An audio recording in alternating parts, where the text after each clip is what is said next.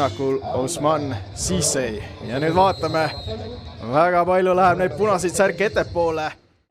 Ilves tal vastas, Vain liigub keskele, lööb peale ka, aga oli seal Ilvese jalge ees, nüüd proovib Sissei, aga läheb sööt alle.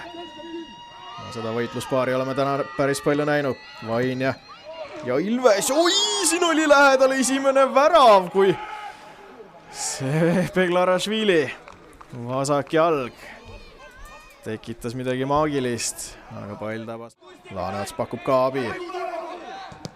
Esimese puutega tsenderdus Käärid, hoppa. Midagi madalalt tuleb, päris halvasti antud, aga äkki tuleb kaugelt, mingi üritus tuleb ja löök, aga Unitedi ridades ja isegi väljakul. Frolov lööb ja pall on lahti, aga kõik muud sellega kaasnevad tööülesanded. Aga nurgalöök Unitedile. Ka see läheb karistusalasse ette post ja Alteberg jätkab ja läheks sellest keerulisest olukorrast hästi välja. Aga nüüd Vain ja 73. minutil võib küll vibunoole lendu lasta. Bruno Vain 73. minutil viib Nõmme Unitedi 1-0 juhtima.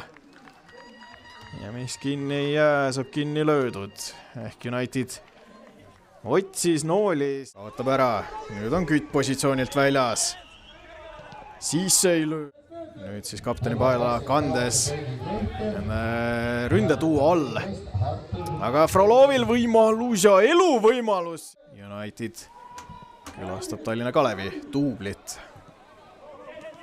Ja nüüd Sissei läheb Kruusiga 1-1. Kas nüüd läheb see kirst tordile? Läheb 90. minutil.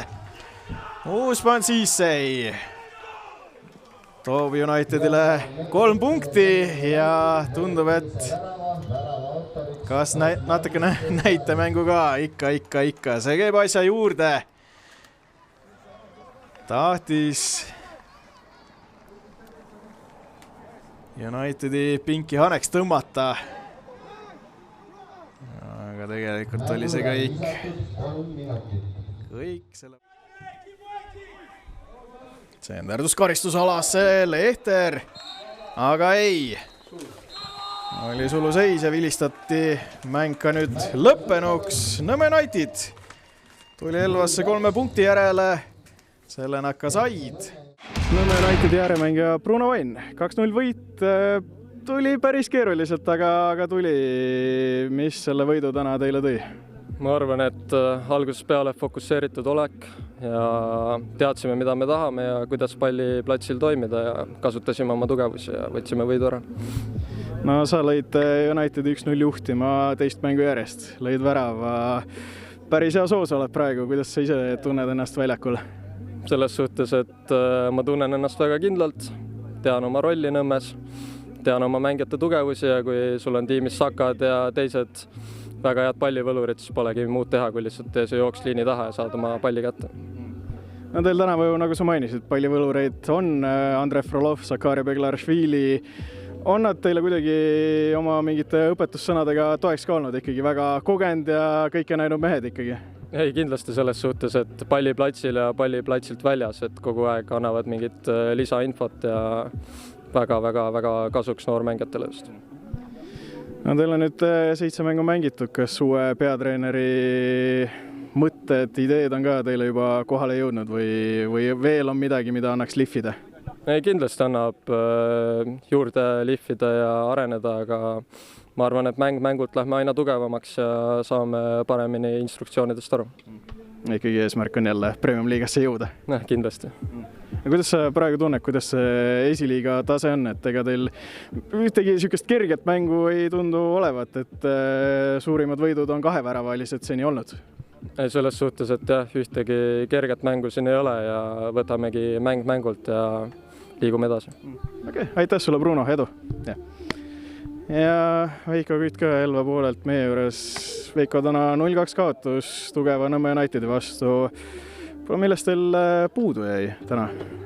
No üleüldiselt ma ei oska öelda, et natukene lohakad olukorrad olid, võib-olla ütleme, et mängutempo ikka vähemalt minule 39 kohe tundus nagu kiirem kui eelmised mängud on olnud, et eks siis tihtipeale juhtub nii, et niisugune 70+ hakatakse neid väravaid lööma, et siis väsimusest pigem tulid niisugused väiksed vead sisse ja siis pidime juba riskima, tuli teine ja ega kuidas ma ütlen, ühe värava mäng ta niisugune oligi, et see, et lõpuks 2-0 jäi, see oli juba paratamatus, aga niisugune mul ei olegi ma ei ole kurb selles mõttes, et ma tean, et kõik jooksid ennast kulmude peal lõpus, et tänane olukord on selline ja punitame edasi, ei ole midagi hullu.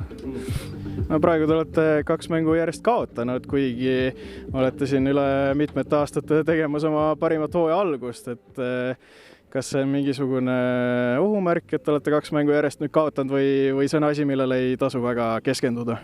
Ei, me kindlasti ei keskendu sellele, et selles mõttes, et ma oleks võinud kaotada siin mõne mängu varemgi vabalt, et see esiliiga on selline hästi-hästi võrdne, et eelmine mäng ka, et 12:30 võõrsile mäng ja piisas sellest, vähemalt minu jaoks tundus, et olime natukene esimene poolaeg nii-öelda bussis veel ja pandi 3 kohe ära ja siis ärkasime üles, et hakkasime mängima, et nii see esiliiga ongi, et kui natukene jala sirgeks lased, et oleks United täna siin natukenegi mütsiga tulnud lööma, ega oleks see mäng võid vabalt teisipidi olla, et nii see esiliiga on, et aga mis on tänavu teile edu toonud, et ju väga-väga hästi olete alustanud, eelmist vooru alustasite üldse liidritena ja tegelikult ju Unitedile ka näitasite väga kõva vastupanu?